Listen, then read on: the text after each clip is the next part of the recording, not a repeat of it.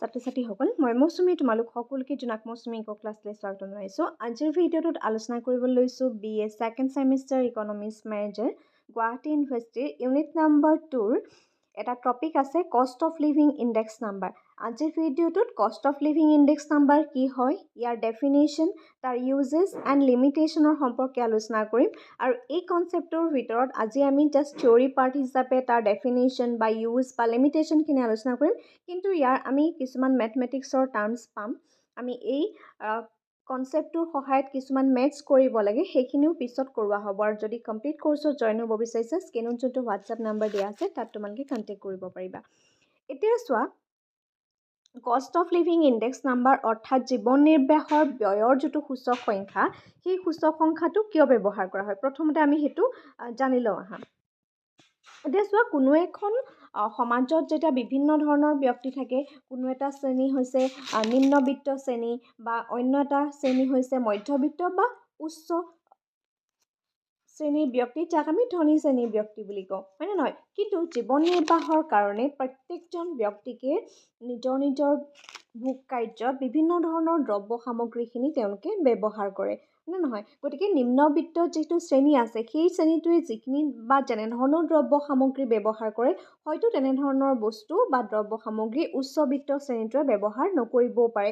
বা ইয়াৰ বাহিৰেও এনেকুৱাও আমি দেখিবলৈ পাওঁ যে উপাৰ্জন একেই হয়, কিন্তু উপাৰ্জন একেই থকাৰ স্বত্বেও বিভিন্ন ধৰণৰ লোকে বা বিভিন্ন ধৰণৰ অঞ্চলভেদে তেওঁলোকে উপভোগ কৰা দ্ৰব্য সামগ্ৰী পৃথক পৃথক হ'ব পাৰে। গতিকে সেইকাৰণে দৰ স্তৰৰ যিটো পৰিৱৰ্তন হয়, সেই দৰ স্তৰৰ পৰিৱৰ্তনে সুকীয়া সুকীয়া শ্ৰেণীবিলাকৰ লোকসকলক প্ৰত্যেককে প্ৰভাৱিত কৰে। গতিকে এই প্ৰভাৱিত কৰাৰ কাৰণেই আমি জীৱন নিৰ্বাহৰ ব্যয় সূচক সংখ্যাটো অধ্যয়ন কৰিব লগা হৈছে। গতিকে ইয়াৰ ডেফিনেশ্যন যদি দিবলগীয়া হয়, যে জীৱন নিৰ্বাহৰ বৰ সূচক সংখ্যা হৈছে এক প্ৰকাৰৰ সূচক সংখ্যা যাৰ দ্বাৰা কোনো এটা অঞ্চল বিশেষৰ এক শ্ৰেণীৰ লোকে জীৱন নিৰ্বাহ কৰা ব্যয় গড় পৰিৱৰ্তন, মন কৰিবা, জীৱন নিৰ্বাহৰ ব্যয়ৰ গড় পৰিৱৰ্তনৰ জোখ লোৱা হয়। আৰু এটা মন কৰিব লাগিব যে এইটো এনেকুৱা এটা প্ৰকাৰৰ সূচক সংখ্যা হয় যাৰ দ্বাৰা কোনো এক বিশেষ অঞ্চলৰ কোনো এটা বিশেষ শ্ৰেণীৰ লোকসকলৰ জীৱন নিৰ্বাহৰ ব্যয়ৰ গড় পৰিৱৰ্তনৰ জোখ লোৱা হয়। যেতিয়া ডেফিনেশ্যনটো পঢ়িবা, তিনিটা কথা মনত ৰাখিবা, যে কোনো এটা অঞ্চল, সেইটো মনত ৰাখিবা।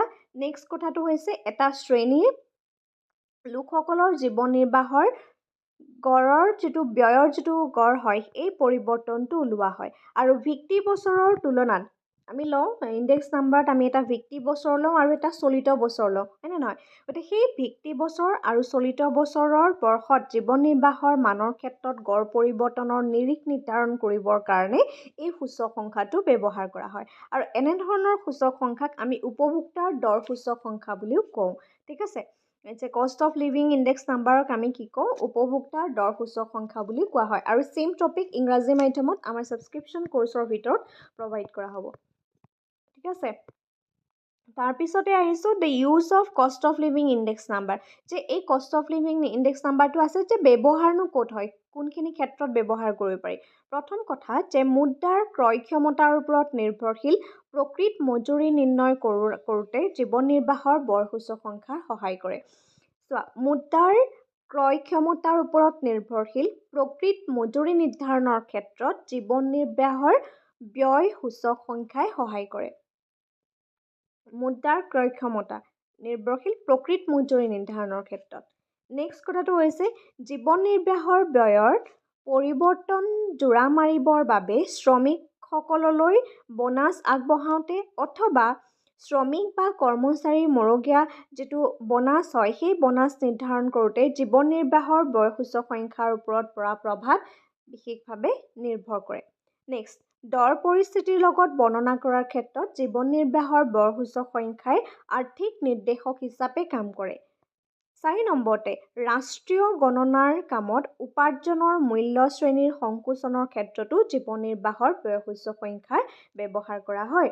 এনেধৰণে আমি ব্যৱহাৰ এতিয়া ইয়াৰ আঁৰৰ কথাটো মন কৰা এতিয়া জীৱন নিৰ্বাহৰ ব্যয় মানে হৈছে যে মানুহে নিজৰ যিখিনি প্ৰয়োজন হয় সেই প্ৰয়োজনীয় বস্তুখিনিতো মানুহে উপভোগ কৰিব হয়নে কিন্তু সেই উপভোগ কৰিবলৈ যাওঁতে সমাজত যিহেতু বেলেগ বেলেগ শ্ৰেণী ব্যক্তি আছে প্ৰথমতে কৈছোঁ নিম্নবিত্ত শ্ৰেণী আছে মধ্যবিত্ত আছে উচ্চবিত্ত শ্ৰেণী আছে গতিকে প্ৰত্যেকজন ব্যক্তিয়ে দ্ৰব্য সামগ্ৰী ক্ৰয় কৰিব পৰা ক্ষমতা বেলেগ বেলেগ হয় আৰু সেই অনুপাতে তেওঁলোকৰ জীৱন নিৰ্বাহৰ যিটো ব্যয় হয় সেই জীৱন নিৰ্বাহৰ ব্যয়ো বেলেগ বেলেগ ঠিক আছে গতিকে আমি অধ্যয়ন কিয় কৰিবলগীয়া হৈছে যে মুদ্ৰাৰ ক্ৰয় ক্ষমতাৰ ওপৰত নিৰ্ভৰশীল প্ৰথম কথা মজুৰি নিৰ্ধাৰণ কাৰণ মজুৰি নিৰ্ধাৰণ যিটো থাকে আজি এজন ব্যক্তিয়ে যিমানখিনি ইনকাম আৰ্ণ কৰে আৰু সেই ইনকামৰ ওপৰত বেছ কৰি পেলাই তেওঁ জীৱন নিৰ্বাহ কৰিব হয়নে নহয় তেওঁ দ্ৰব্য সামগ্ৰী উপভোগ কৰিব গতিকে জীৱন নিৰ্ধাৰণৰ যিটো ব্যয় হয় ঠিক আছে সেই ব্যয়টো ক্ৰয় ক্ষমতা আৰু মজুৰি নিৰ্ধাৰণত সহায় কৰে ছেকেণ্ড কথা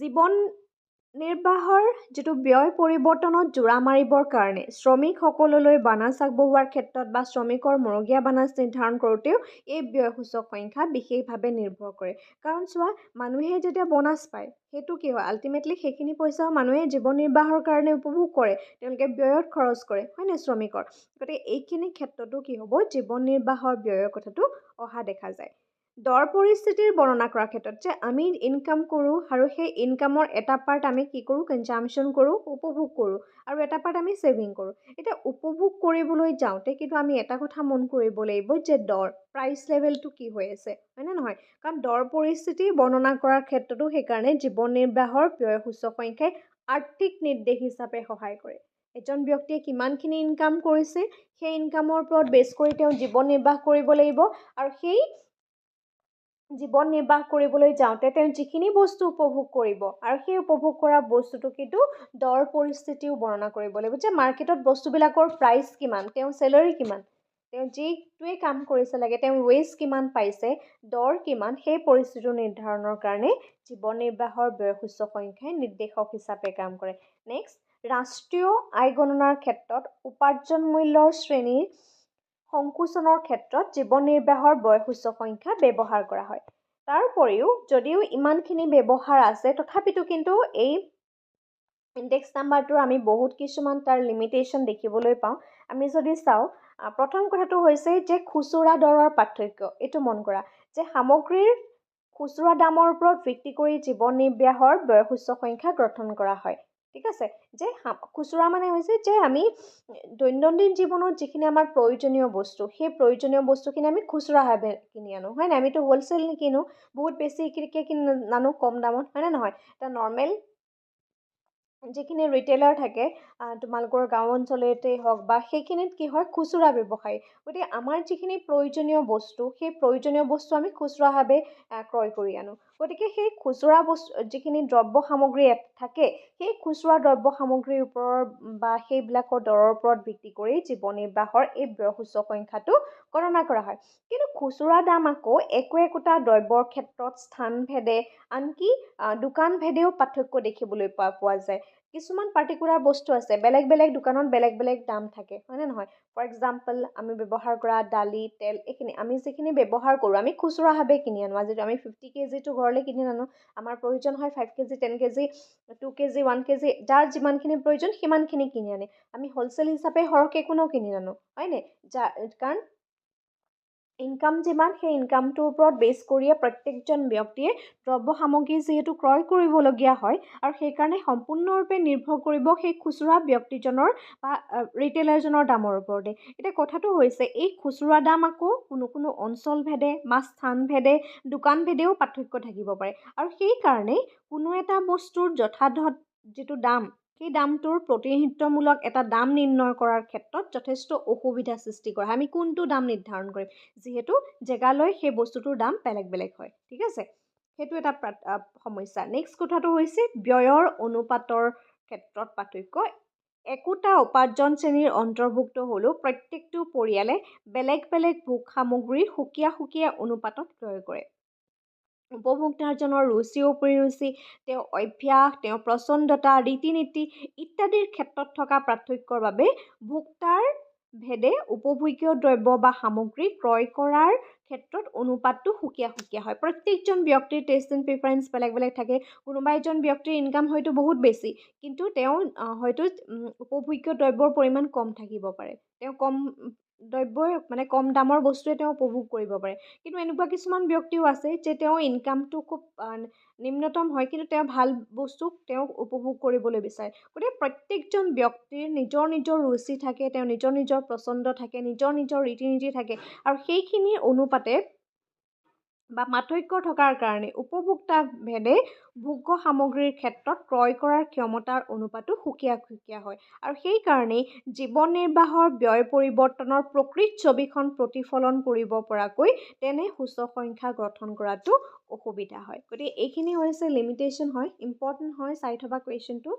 প্ৰিভিয়াছ ইয়েৰ কুৱেশ্যনো এনেধৰণৰ কুৱেশ্যন অহা দেখা যায়, স্পেচিয়েলি 1 মাৰ্ক এণ্ড 2 মাৰ্কৰ যিখিনি কুৱেশ্যন হয় সেই কুৱেশ্যনখিনিৰ কাৰণেই তোমালোকে এই প্ৰত্যেকটো কনচেপ্টৰ এডভান্টেজ, তাৰ ডিছএডভান্টেজ, ইউজেছখিনি সেইখিনি চাব লাগিব। আৰু এই কনচেপ্টটোৰ ওপৰত আমি মেথছ কৰিবলগীয়া হ'ব। মেথছখিনি কৰাম, কোৰ্চৰ ভিতৰত বহুতখিনি মেথছ আমি কৰাই আছোঁ। ইউনিট নাম্বাৰ 1, 2 তোমালোকৰ ষ্টেণ্ডাৰ্ড ডেভিয়েশ্যন বা মিন ডেভিয়েশ্যনৰ মিন মিডিয়াম মডৰ সেই কুৱেশ্যনখিনি তোমালোকক কৰাই থকা হৈছে অলৰেডি। এই যিটো ইণ্ডেক্স নাম্বাৰৰ কনচেপ্ট হয়, সেই ইণ্ডেক্স নাম্বাৰৰ কনচেপ্টটোৰ বহুতখিনি ছাত্ৰ ছাত্ৰীয়ে এইটো ভুল কৰে। গতিকে তাৰ কাৰণে মই এটাই কওঁ যে এটা পেজ ল'বা, সেই পেজত প্ৰত্যেকৰে ফৰ্মুলাখিনি লিখি ল'বা, যাতে তোমালোকৰ অভাৰলেপিং নহয়। যেতিয়া আমি সেই কষ্ট অফ লিভিং ইণ্ডেক্স নাম্বাৰটো ব্যৱহাৰ কৰোঁ বা এই পদ্ধতিটোৰ সহায়ত যদি মেথছ কৰিবলগীয়া হয়, আমি দুটা পদ্ধতি ব্যৱহাৰ কৰোঁ। এটা হৈছে সমষ্টিগত ব্যয় পদ্ধতি, আৰু সমষ্টিগত ব্যয় পদ্ধতিটোৰ যোনটো ফৰ্মুলা হয় summation P1 Q0 P0 Q0 into 100। Okay, এইটো হৈছে যিটো P1টো হৈছে যিটো চলিত বছৰ আৰু চলিত বছৰৰ, আৰু P0টো হৈছে ভিত্তি বছৰৰ দাম, আৰু Q1টো হৈছে ভিত্তি বছৰৰ উপভোগ্য সামগ্ৰী, আৰু Q0টো ভিত্তি বছৰ, এইটো ভিত্তি বছৰ হিচাপে লোৱা হয়। ইয়াত চলিত বছৰৰ কোনো ধৰণৰ দ্ৰব্য সামগ্ৰী এইটো লোৱা নহয়, যিহেতু Q0 আছে, দেখিছানে? ইয়াতো Q0 আছে, ইয়াতো Q0 আছে, জাষ্ট ইয়াত P1 আছে। summation P1 Q0 and summation P0 Q0 into 100। এইটো হৈছে সমষ্টিগত ব্যয় পদ্ধতি। এটা হৈছে এগ্ৰিগেট এক্সপেণ্ডিচাৰ মেথড, এইটো এটা মেথড। আৰু ছেকেণ্ড এটা মেথড কোৱা হয় যে পৰিয়ালৰ আয় পদ্ধতি। পৰিয়ালৰ আয় পদ্ধতিটোত আমি এনেধৰণে লিখোঁ summation IV divided by summation V। ঠিক আছে, ইয়াত যোনটো I বুলি দিয়া হৈছে আপেক্ষিক দৰৰ অনুপাত, আকৌ আইটো এক্সট্ৰাকৈ উলিয়াব লাগিব, আৰু আইটো হৈছে I equal to P1P into 100, আৰু V মানে হৈছে P0 Q0। ঠিক আছে, এইটো হৈছে পৰিয়ালৰ আয় পদ্ধতি। দুটা পদ্ধতি আছে, এই দুইটা পদ্ধতিৰ সহায়ত মেথছ আছে, মেথছখিনি আমি কৰাম। আজিৰ ক্লাছটোত আমি জাষ্ট ইয়াৰ মানে তোমাৰ ইউজেছখিনি চাইছোঁ, ইয়াৰ লিমিটেশ্যন এণ্ড ডেফিনেশ্যনখিনি চাইছোঁ। ঠিক আছে, কনচেপ্টটো বুজি পালানে? মোক এটা কমেণ্ট কৰি জনাবা, আৰু যদি কোৰ্চত জইন হ'ব বিচাৰিছে স্ক্ৰীনত যোনটো হোৱাটছআপ নাম্বাৰ দিয়া আছে তাত তোমালোকে কণ্টেক্ট কৰিব পাৰিব। আৰু ছেকেণ্ড ছেমিষ্টাৰ ছাবস্ক্ৰিপশ্যন ফিজ একেবাৰে মিনিমাম হয়। ঠিক আছে।